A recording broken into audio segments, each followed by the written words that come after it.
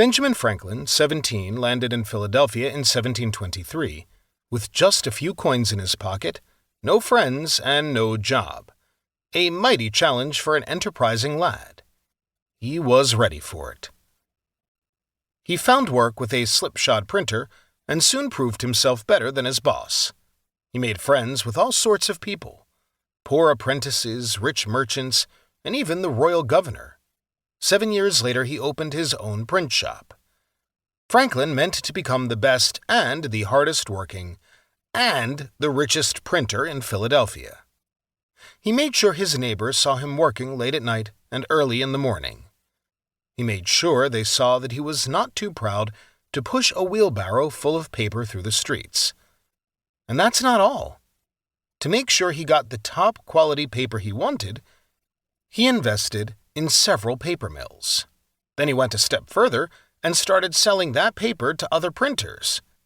He became the largest paper supplier in the colony. And that's not all. Franklin hired printers' apprentices.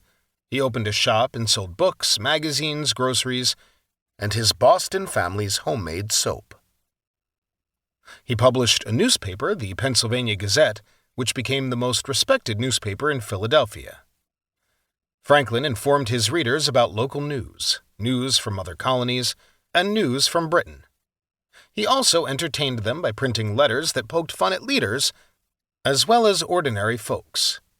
Silence Dogood remained silent, but Franklin and other secret authors signed their letters Martha Careful, Celia Shortface, Alice Addertongue, Harry Meanwell, and Anthony Afterwit. And that's not all. He became the official printer of Pennsylvania and New Jersey. He designed and printed paper money, and made the designs so complicated that counterfeiters couldn't copy them. He was shrewd as well as skillful.